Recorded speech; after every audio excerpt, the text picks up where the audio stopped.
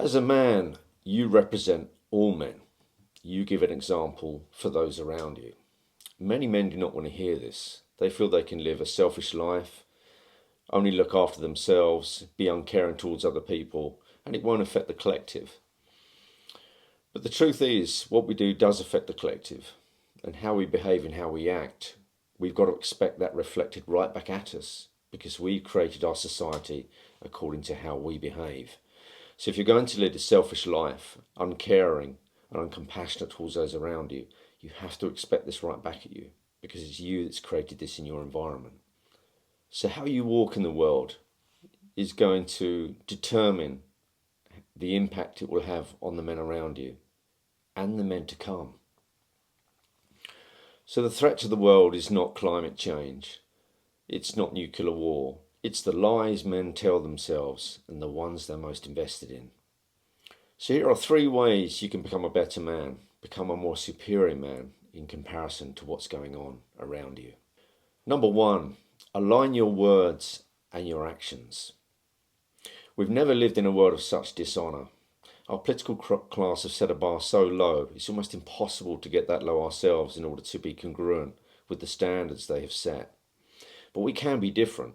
We have so much power, we just don't realise how powerful we can be if we set a standard ourselves, and in so doing, it will determine the world we live in and the society we build around us.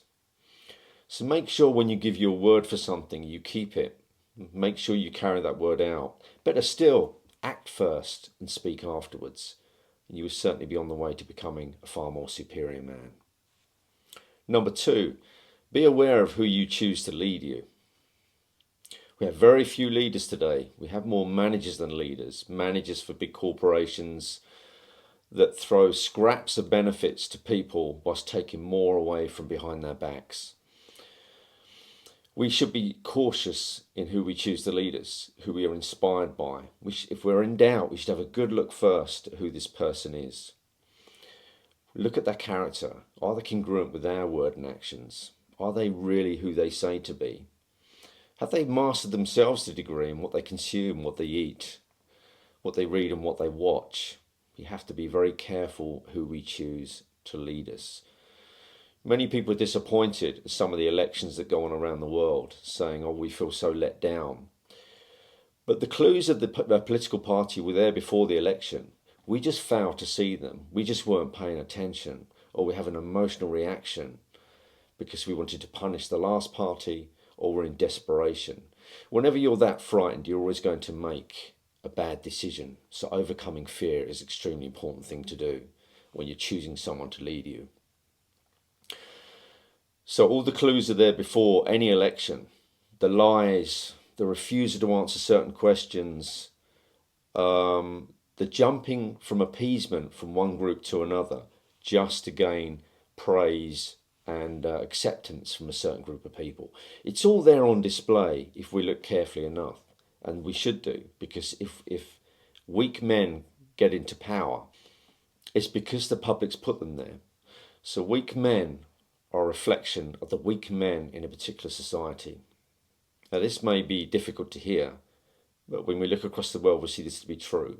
Men have become more fragile, they become more mentally unstable, they become weaker. And in so doing, they elect weak men to lead them.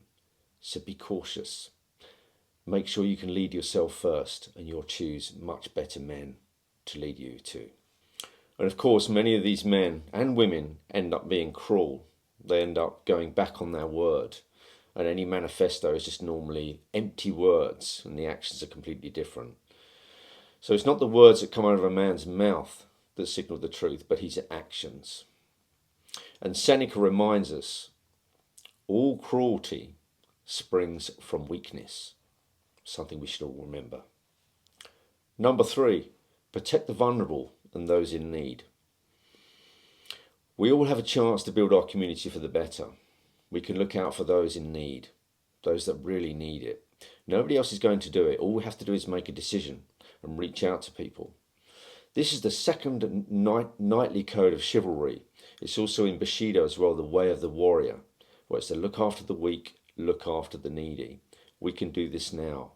Just recently, In the last 2 to 3 weeks, I know 3 men that have taken their lives.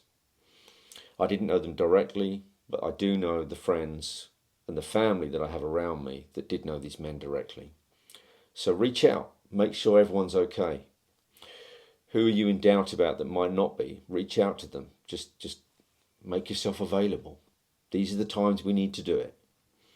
So it's man's responsibility to help, to set his own standard. So be a warrior, not a weak man who considers nothing but his own personal gain. Because times will change, but courage never does.